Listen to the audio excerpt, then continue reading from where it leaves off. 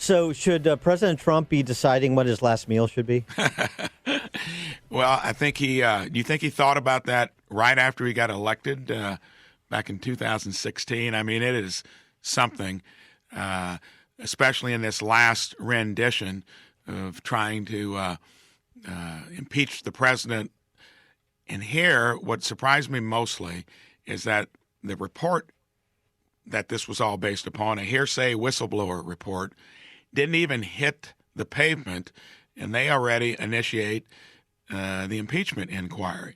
It reminds me of how anxious they were when the new season for electing a president here in 2020 started, and they came out with all their craziness about the Green New Deal, Medicare for all, free college tuition, get rid of the Electoral College. They don't understand that every time that happens, there's probably only 15 to 20% in the middle that are going to decide this election. How do you think they're going to calculate when they have to make a decision to vote? I think due to the fact that from day one, they could not get over the fact that an outsider entrepreneur actually got in to be president, kind of the same thing I did when I ran the gauntlet and became senator. You don't get over it. And I think when they play their card so in advance of whatever the material is they're talking about, it looks foolish. And this one fell with a thud more than anything they've done before. And I think it's going to just really grill into the minds of voters that are still making up their minds. Why are they doing this? The fact that they've tried to do it from the get-go. And is it, divert attention away from a platform that looks like that could do them in on its own? So to me, it's a litany that keeps repeating itself. I hope voters are smart enough to see through it. Well, Senator, this morning the whistleblower report has been declassified. It actually was last night. Have you had a chance to read it yet? I have not, because I read the transcript and all of that yesterday, and I'm anxious to do so.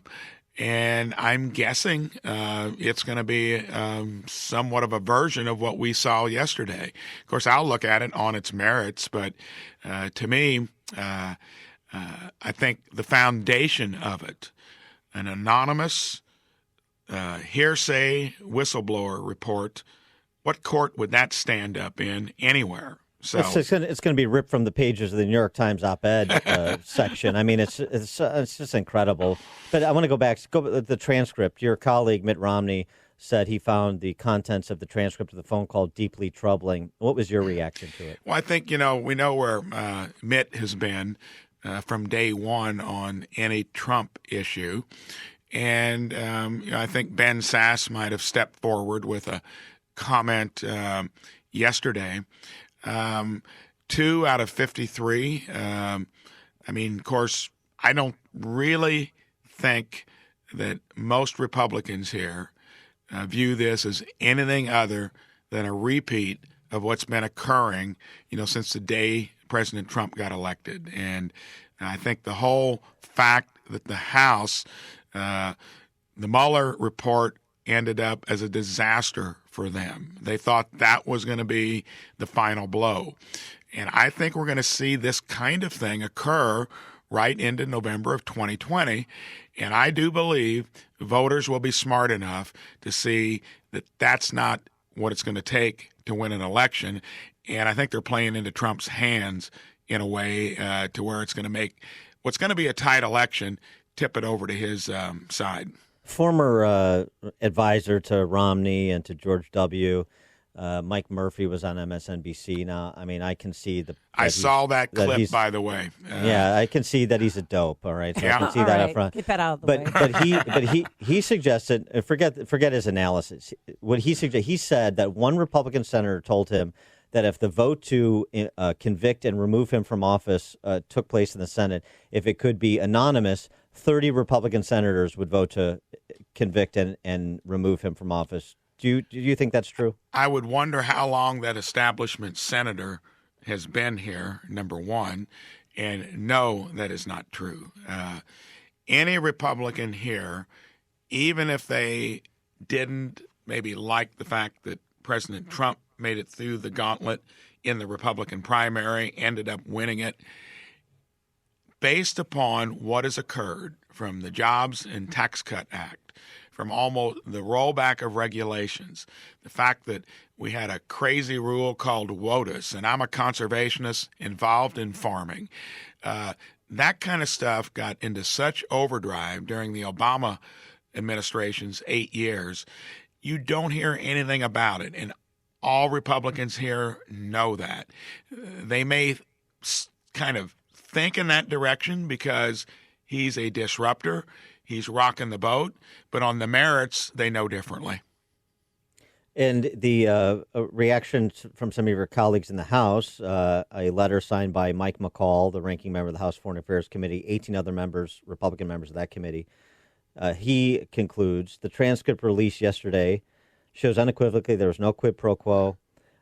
He also goes on to say the Democrat manufactured crisis has consumed Congress, and no one is more pleased about than Vlad Putin. Intentional or not, Democrats are literally following the Russian president's playbook. Well, when they do this, they're not doing anything on their legislative calendar in the House. We had a chance to actually do some things with health care. One of the main, I reformed it in my own business 11 years ago, making it consumer driven, getting employees with skin in the game. Great things can happen if you tackle problems and stay focused on it. And when you had 80 senators, weigh in with their idea how to fix an industry, we've got 3 bills out there through 3 separate committees. That's what Hoosiers are interested in. That's what Americans are interested in, not this constant litany of trying to relitigate the 2016 election. So not only playing into Putin's hands, it's painting an ugly picture for most people in the middle out there that will decide this election, that this is just more of what disappointed them before Trump got here. So I believe this plays in Trump's favor politically, but you're right, we'll get nothing done in the meantime because it occupies the energy, eats up all the oxygen in the room. He is Republican Indiana Senator Mike Braun. Senator Braun, thanks as always for joining us. Appreciate it. Hey, good to be on. Thank you.